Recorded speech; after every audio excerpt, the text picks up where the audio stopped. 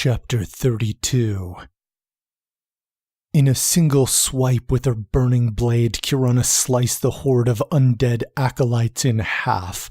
The sound of bodies thudding against the icy ground was disturbing at best, but it was nowhere near as disconcerting as seeing them put themselves together again to continue their pursuit. Catherine Page's laughter echoed as her minions picked up right where they had left off. Lucas fired several rounds with his sniper rifle, but acolytes in gray cloaks pushed his targets before the bullets could strike them. He frowned, knowing that Sarah Hawkins' followers were anticipating his movements. "That's enough!" shouted Chloe as she pointed a pistol at Lucas. He whirled around in surprise. "Chloe?" shouted Sig in horror. "Jonathan, Samuel!" shouted Lucas. "It's William Fine!" Their eyes immediately started glowing, and Chloe dropped the pistol and shook her head. "What?" she muttered. "You were being controlled," said Lucas. "Stay sharp." A rain of fireballs appeared in the sky above. Sig raised his arms and created a golden shield that absorbed the blasts before they could impact the others. Row 82 spontaneously shrieked, which seemed to catch everyone off guard. Using this confusion, he lobbed several grenades into the ranks of the red-cloaked acolytes. The explosion shook the ground and launched demon worshippers into the air. The black-cloaked speed demon acolytes were able to prevent the falling bodies from hitting any of the others. A staff-wielding acolyte in a gray cloak rushed up to Lucas. "I have been trained in martial arts," he announced. "Even without my key, you would not stand a chance against me." He swung his staff around in an intimidating display of strength and control. Lucas's eyes glowed brightly. "You have been well trained," said Lucas. He jumped toward the acolyte and grabbed the staff. The acolyte attempted to counter, but Lucas remained a step ahead of him. "Not possible," said the acolyte. "It is as if I went through the same training," said Lucas with a smile. "I will see through your attacks," announced the acolyte as he gripped his key. "Who said I need to attack?" said Lucas with a smile. "What?" said the acolyte. Chloe stepped up from behind him and kicked him in the groin. He slumped to the ground only to watch helplessly as Lucas whacked him in the head with his staff. Lizard teleported around the group, furiously kicking the black-cloaked acolytes back into the swarms of undead, where Kirana continuously sliced them apart. Sig gave a loud, approving laugh, which made Lizard smile. He quickly teleported again to protect Joshua and Samuel, who were standing still with glowing eyes. One gray-cloaked acolyte rushed up to Stephanie and began fighting with her. They seemed to be able to counter each other's moves. Another gray-cloaked acolyte joined the fight. "You can't predict both of our movements," chided the new acolyte. "And even if you can, we can see through you." He seemed to be correct. Each move that she made was perfectly anticipated, and she found herself expending energy to keep untouched by their combination of attacks. She smiled suddenly and rolled to the ground, infuriating her attackers. They both rushed toward her, but did not seem to account for one another, and collided in the air. She spun around and kicked them in their faces, knocking them out cold before they had a chance to gather their wits. In the mind realm, Samuel and Jonathan were slicing through dozens of tentacles and paws, much in the way that Kirana was slicing through undead acolytes in the literal world. The acolytes of the puppeteer William Fine were tenacious, but Jonathan's speed with his flaming katana and Samuel's strength with his massive claymore were keeping their friends from becoming puppets again. "Are you okay here?" asked Samuel. Jonathan's ally Sam, the red-tailed hawk, shrieked and dove down to aid him. He smiled and nodded to Samuel. "I think I'll be fine," he said. Samuel's white horse Gideon galloped through a cluster of attackers and bucked them away. "Good, because I'd like to take the fight to them," said Samuel as he climbed on his steed. Jonathan continued spinning and slicing through the attacks of the puppeteers as Samuel swung his sword and sliced through some of the monsters, sending them. Jonathan laughed as the attacks decreased. His confidence surged as he realized they were winning the battle. Jennifer made sure to keep all attacks away from Victor. She kept track of time. For nearly 45 minutes, they kept the demon worshippers at bay.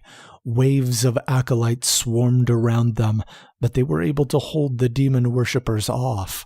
Her eyes glowed as she slowed time and robbed black-cloaked acolytes of their dark keys, leaving them slow and vulnerable.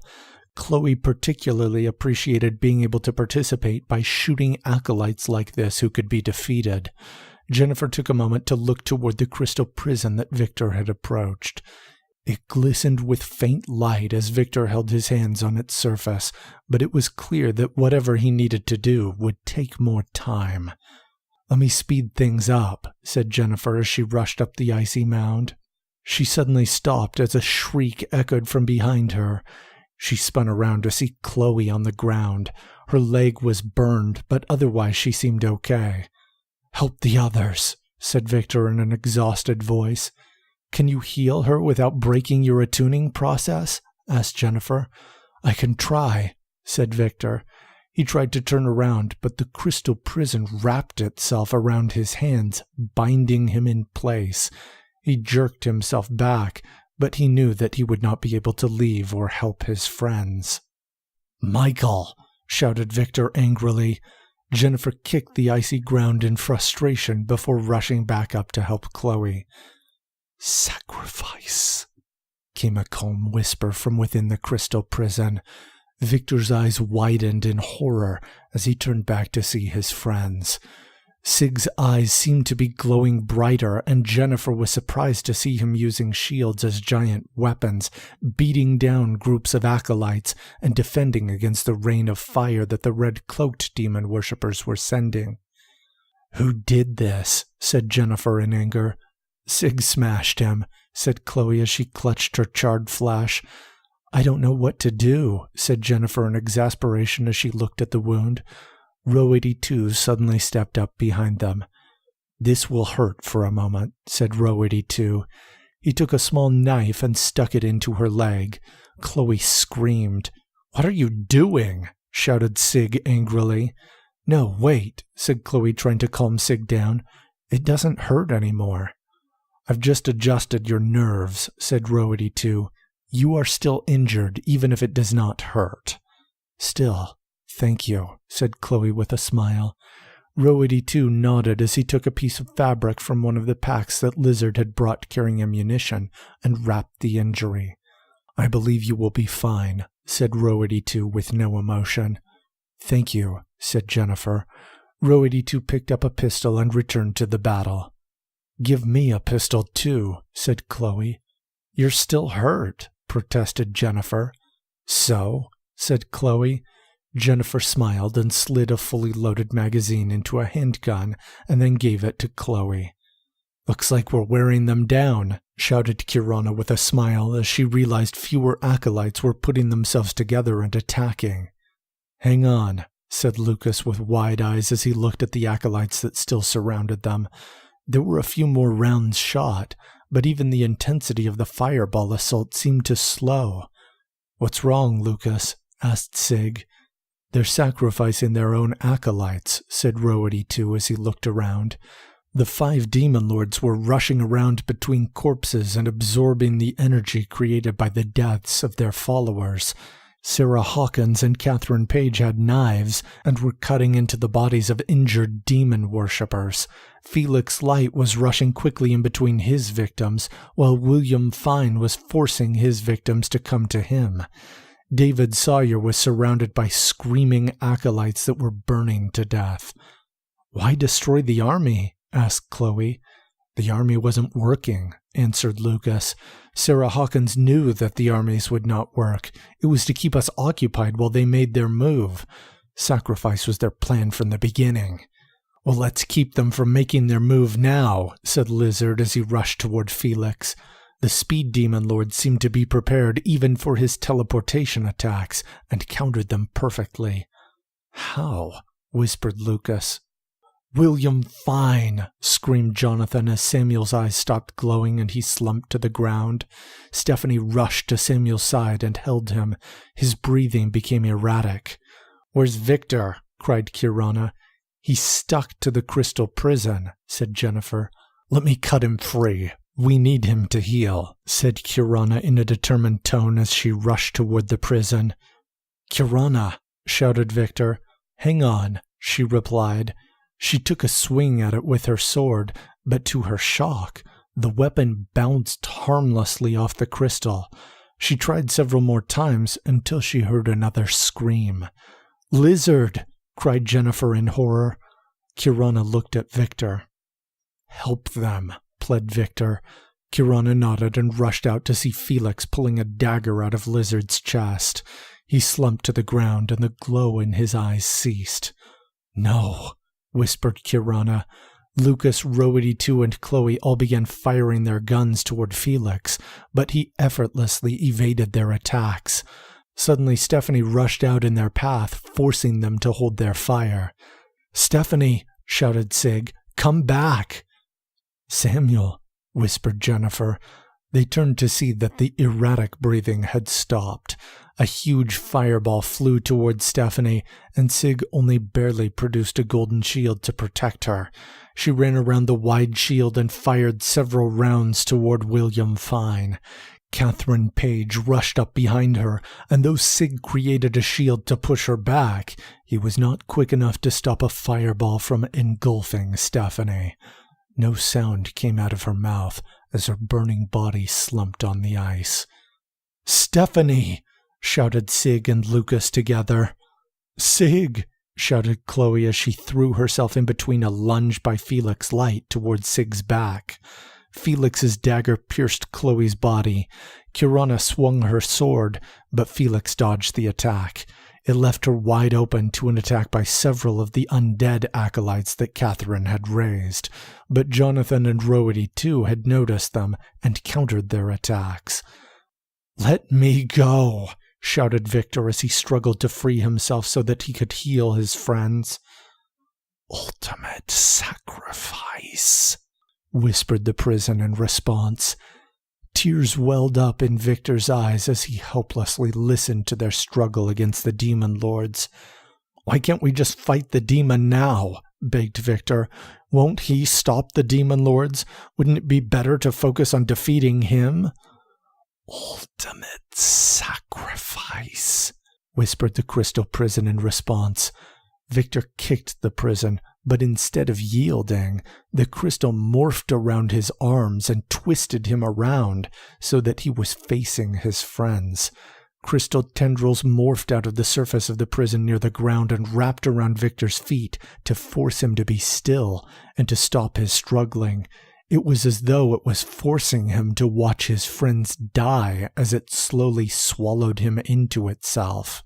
Lucas spun around, scanning for other threats, only to see Sarah Hawkins right behind him. She had picked up a pistol and had it pointed right at his face.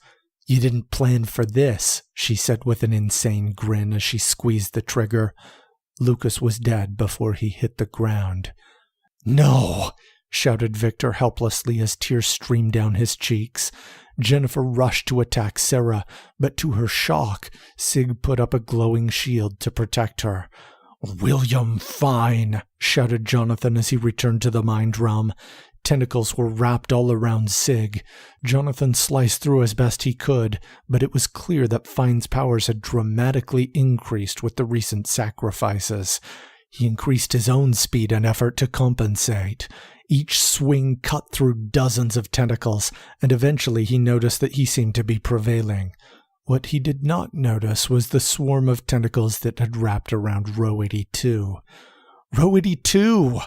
Shouted Jennifer. Jonathan spun around to see Rowdy-2 point a handgun at Kirana. Kirana! Shouted Jonathan. He lunged toward the tentacles surrounding the augment and cut through many of them, but many more wrapped around them. It's okay, Jonathan, said Rowdy-2 calmly. Rowdy-2? Said Jonathan as he continued to fight to free him. I have been a part of something bigger than me. said Rowity 2. It is enough. The augment forced his arm to bend, to the shock of Jonathan and the others. Suddenly they realized he was pointing the gun at his own head. "No!" shouted Jonathan. It was too late. Rowity 2 vanished from the mind realm. The sorrow and anger from the others seemed to bleed into the mind realm with a red color in the midst of the blue. In the literal realm, David Sawyer had approached Sig, who was still battling William Fine for control of the heavenly shield. Felix and undead acolytes were keeping the others occupied as he pulled out a brand and heated it up with his demon fire. Victor tried to shout to Sig, but the crystal prison wrapped around his mouth to silence him. "Sacrifice," whispered the prison. Sarah Hawkins had informed David Sawyer that he was only missing one mark to complete the blood-boiling sacrifice ritual, and in a quick motion, the Fire Demon Lord pressed the glowing metal brand into place. Sig clenched his fists as he felt his flesh burn, and then his entire body began bubbling. Steam poured out of his mouth and nostrils as his large body slumped on the ground. "Sig!" screamed Kirana as tears ran down her cheeks. Felix rushed up and kicked her in the face. She flew back and slid on the ice. Jennifer ran toward Felix, but he kicked her as well. Suddenly Kirana got up and her head tilted unnaturally sideways. "William Fine," shouted Jonathan. "You will not touch her." His eyes glowed as he went into the mind realm. With savage intensity he cut into William Fine. Sam, his red-tailed hawk, shrieked and lunged toward the puppeteer, knocking him back. "Thank you, Sam," called Jonathan. Sam shrieked again as she began pulling bits of tentacle from William Fine. Jonathan turned around and saw Felix rushing for Kirana. "What will you do?" demanded Jonathan as his eyes glowed blindingly bright. Kirana in the literal realm found herself in control of her body again and watched in awe as Jonathan spun around as fluidly and perfectly as she had ever seen. He slashed through dozens of undead acolytes and swung and slashed to keep Felix Light at bay. His powers allowed him to know Felix's intended movements before they occurred, and for several moments, Jonathan Knight's efforts protected everyone that was still alive. "Jonathan," whispered Kirana. "Not enough," came a voice behind her. It was Sarah Hawkins holding her handgun. She took aim at Jonathan. "You can't hit him," shouted Kirana as she rushed toward her. "I know right where he will be," said Sarah with a sick grin as she squeezed the trigger. The gun went off, and Jonathan slumped down onto the ground. There was a moment of silence as the acolytes backed down, and blood oozed out of Jonathan's forehead onto the ice. Jennifer stood in shock and horror near the prison as their enemies approached. "Get down to Victor," said Kirana with a surprisingly calm voice. "Hopefully we've given him enough time." The simple command sent chills beyond those that the weather was capable of delivering, and she turned and rushed to the crystal prison below. Kirana's powers surged, and in a moment she was holding a burning sword as massive as the plane that had carried them to Punta Arenas. She swung it with a fury that Jennifer had never seen. The rushing of the wind and the burning of the blade sent shockwaves across the frozen surface of Antarctica. The acolytes that Catherine Page had raised were immediately cut down, but she could not tell what had happened to the demon lords because of the blinding light. For another minute, Kirana sliced and spun with her massive sword. Jennifer watched with wide eyes as the crystal prison behind her gave a soft melodic hum in addition to its subtle glow. Suddenly a large fireball blasted Kirana. She moaned as she felt her sword shrink down to the small mirrored key that she had clutched when it formed, and she grew deathly still. Jennifer gasped in horror as silence fell upon the frozen darkness. She knew that the hour was nearly up, and she needed to make sure that her beloved Victor had enough time to complete his task. "We knew everything that you would do," taunted Sarah Hawkins as she and the other demon lords slowly approached Jennifer. You never stood a chance. You were never anything more than sacrifices." "We've stopped you," chided Catherine.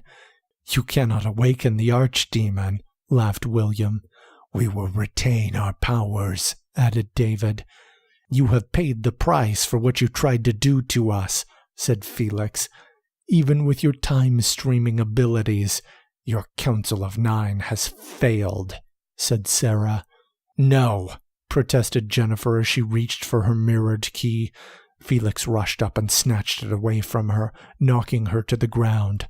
Hot tears welled up in her eyes and streamed down her cheeks. She clenched her fists and swung, but Felix kicked her in the face. Blood oozed out of her mouth as she struggled to get up. Tears streamed down Victor's cheeks as he watched the woman he loved being beaten. He yearned to trade places with her. He struggled against the crystal which had seemingly betrayed him, imprisoning him with the archdemon. "Stop," begged Jennifer as she struggled to get to her feet. "In our moment of triumph," laughed Sarah. "We've won.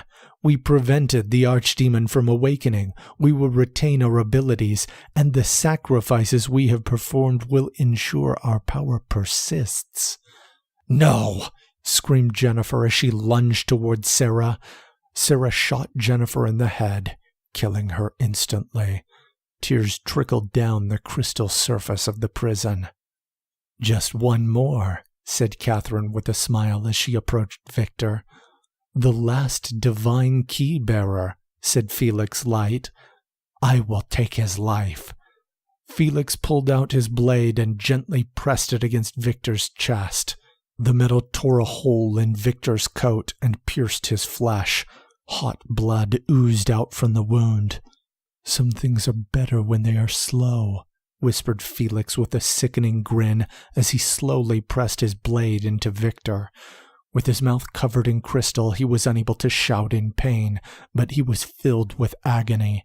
His enemies had been allowed to triumph, his friends had been cruelly killed, and all their hopes had seemed to fade.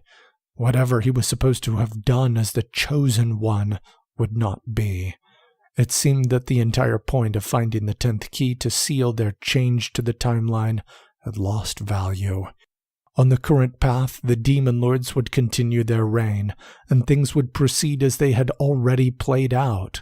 In 500 years, a new Council of Nine would arise, only to crumble and be ultimately defeated by the Destroyer. Their role in stopping Abaddon would lead to the world entering a fragile state that would give rise to augments and slavers. One of these, Zeta 28, would ally themselves with the archdemon as the crystal prison weakened, and everything that the Archangel Michael had intended to prevent would happen. Victor closed his eyes as his hands and feet lost sensation. Everything was growing colder and darker. All of their work and all of their sacrifices had been in vain, and in his weariness, he just wanted everything to be over. He wanted to die. He did not want to be pained by the loss of his friends. He did not want to think of the terrible fate of the humans that would feed the archdemon in the distant future. He did not want to see the smug expressions of glee on the faces of the 5 demon lords that were sacrificing the future of humanity to borrow their demonic powers for a little longer. The feeling left his legs and his arms. His parched throat yearned for water, but even his thirst was nothing compared to his desire to make everything stop. "Return to me when this is over," came a soft voice from behind Victor. He was only barely able to perceive that the crystal prison that had prevented him from healing his friends had started glowing brighter, and that it had spoken these words. "Who said that?" asked Felix as he retreated away from the light with his knife. As life slipped away from Victor Lee, the prison glowed brighter. "The prison did," answered Catherine in a frightened voice. Suddenly several shining projectiles flew toward the prison. Sarah pushed the others out of their path before they zipped by. It had been the other divine keys. They were absorbed into the prison until they rested next to Victor underneath the glowing surface. "Ultimate sacrifice," whispered the prison again. The demon lords looked back at the prison. It seemed as though it was softening like molten glass.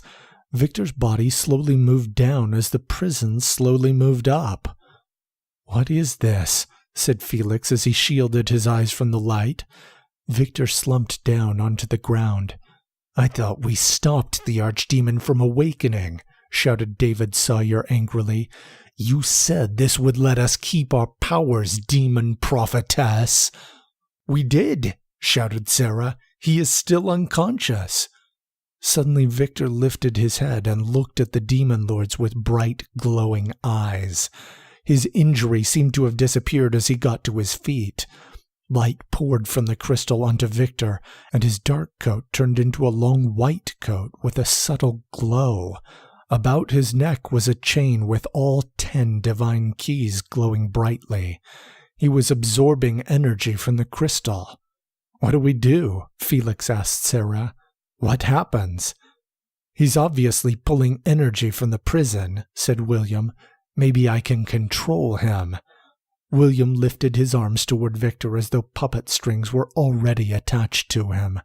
Victor's head turned toward William in response.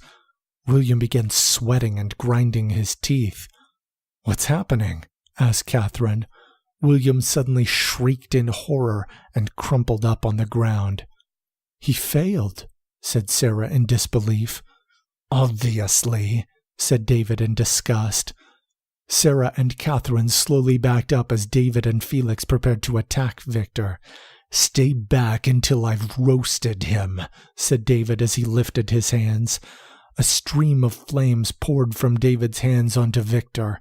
David laughed sadistically as the others retreated from the damaging heat and light that bathed Victor. After a minute, he stopped his attack. To his shock, Victor seemed completely unaffected by the fire.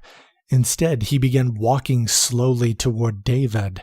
The beam of energy that flowed from the prison was stretched like a tether as Victor walked to the fire demon lord. Felix took the circumstances as a cue and rushed toward Victor.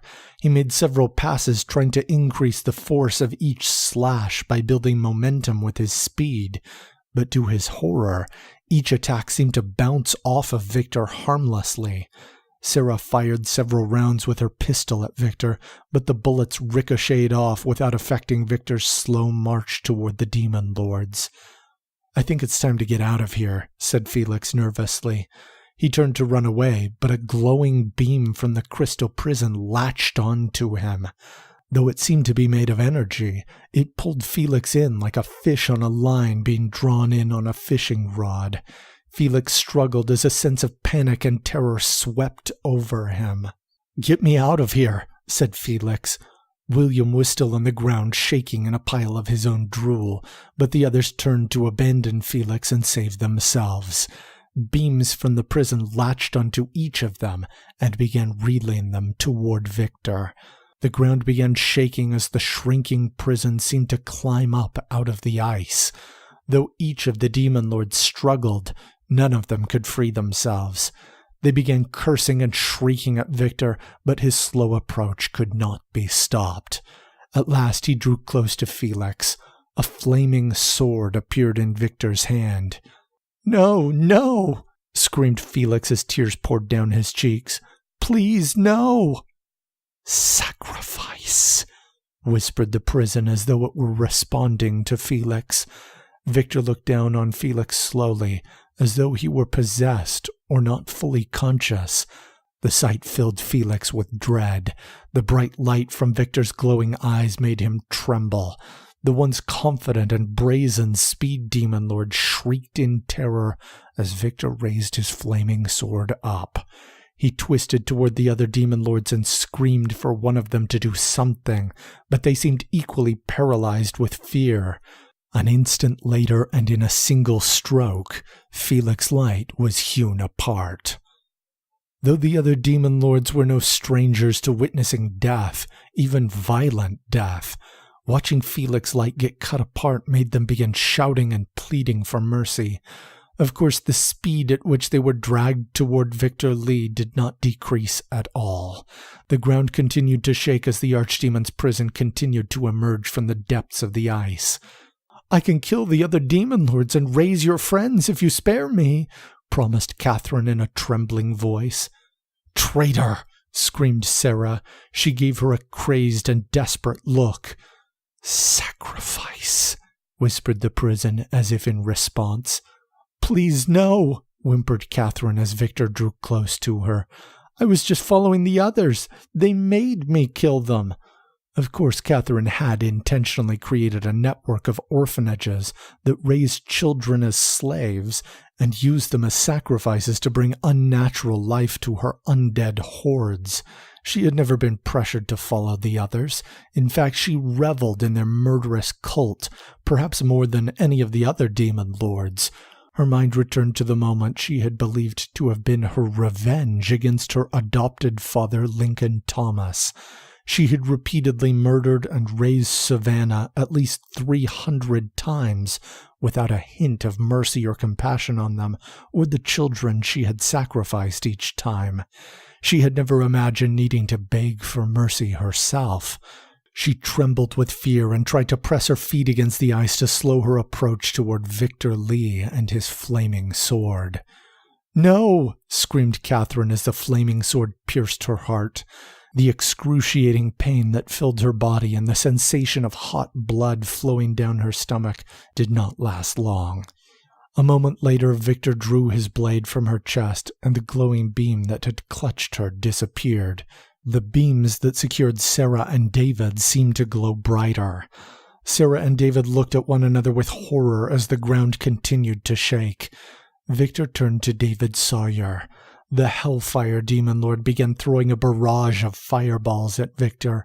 When he noticed that none of his attacks seemed to slow the relentless approach of the Divine Key Guardian, he began swearing and cursing at Victor using every foul word that came to his mind. "Sacrifice," whispered the prison as the ground shook. Victor raised his sword as he approached David Sawyer. David turned toward Sarah Hawkins. Her eyes were wide with shock and horror. Normally he had derived pleasure from expressions such as these. Pressing fiery brands into the backs of his sacrifices had filled him with sadistic enjoyment. Forcing his acolytes to worship him and compete for his favor had made him feel like a god. Seeing the expression on Sarah, their demon prophetess, made him overflow with anger and hatred. "Why didn't you see this coming?" thundered David. "I don't know," whimpered Sarah. "Then you won't see this either," shouted David. He raised his hands toward her to spray fire at her with all the hate and vitriol he could muster before his inevitable end. Sarah lifted her arms to cover her face, but she could still see a bright flash of light. To her surprise, she was unharmed. Victor had sliced Hellfire into pieces. The flaming sword had charred the flesh that had been cut, and Sarah knew that he had most likely lost consciousness before the halves of his body had fallen onto the ground. "Sacrifice," whispered the prison. Sarah shuddered. The very thing she had tried so long and hard to avoid was upon her. Suddenly a shot rang out. William Fine had grabbed a gun and shot himself to end whatever torment he had been experiencing in the mind realm as the other demon lords were cut down. Sarah turned back to see Victor slowly approaching her. She screamed in impotent anger as her tether beam reeled her toward the Divine Key Guardian. They had lived on borrowed power, and while they had gone unnoticed, they had flourished. Their reign was always meant to be temporary, and their strength and glory had always been fleeting. Even from the beginning, when she had seen Michael and the Archdemon battle, and she had reclaimed the severed hand, she knew there would eventually come a time when she would lose the power she had claimed. The black keys that had been carved from the Archdemon's hand had given her power to defeat some of the demon lieutenants that had come from the crashed ship, and perhaps her early victories in those days had made her feel invincible. Since she had already murdered before, She had not batted an eye when she discovered she would need to sacrifice humans to maintain the power of her keys. She had not flinched when she recruited any of the other demon lords, the gangster David Sawyer, the professional robber and murderer Felix Light, the corrupt physician William Fine, and the psychopath Catherine Page had all been dangerous individuals. But not only had she been unafraid of them, she had asserted authority over them and commanded their respect. Of course, she had known all along that she could not actually participate in the final battle. Her opportunism could only take her so far. She had thought it would be in the distant future when the archdemon would finally free himself from his prison, and the power she had stolen would be reclaimed. She knew that there would be a price to pay at that time, a tribute that would be exacted from her, but she had comforted herself in the knowledge that such a day would be 1,000 years in the future. She had underestimated the power of the divine keys and of the Archangel's chosen one. She had not foreseen his plans. Suddenly the beam that had tethered her to the crystal prison disappeared. Victor stopped his approach and fell to the ground. The crystal began melting as energy was thrust upon Victor. The archdemon was awakening. Sarah turned and ran as fast as she could. She squeezed her black key, hoping to catch a glimpse of some method to escape the coming apocalyptic battle. Before any vision could come to her, a massive, monstrous creature with horns and fangs leapt into her path and picked her up. She screamed in terror as the black key popped off of the chain around her neck and snapped onto the archdemon's hand. Flesh and carapace weaved themselves around it as dark energy surrounded the creature. She trembled as the archdemon looked at her. Though he said nothing, it was as though it were reminding her that she had stolen something that belonged to him. He opened his large fang-filled mouth and tossed the demon prophetess inside. Her screams lasted only a few moments more as she was devoured by the monstrous archdemon whose power she had thought to claim for her own. In her last moment of consciousness, she caught a glimpse of Michael's chosen hero, arrayed in a glowing cloak and the 10 divine keys getting to his feet. Victor took a moment to survey his surroundings and noticed the bodies of his friends surrounding him. He turned toward the monstrous creature chomping on a human. "Well, that's not good," whispered Victor. The key of origins flashed as though it were bringing him up to speed on what had transpired while he was receiving Michael's energies. The archdemon seemed unconcerned with Victor and pressed its claws against the ground. Victor knew it was trying to tear the earth apart. He pressed his own hands against the ground, and a massive golden shield appeared that covered the entire continent. The archdemon looked up and narrowed its eyes. "Michael," it whispered angrily. It stood upright and began walking toward Victor. Determined to finish what he had started, he raised his right hand in the air. A massive flaming sword appeared in his raised hand, and on his left arm, a glowing golden shield materialized. The time for the final battle had come. The icy ground trembled as the archdemon began approaching Victor. He shuddered as it drew closer. Everyone had sacrificed so that Victor would have a fighting chance. But now that it was here, he felt alone and inadequate.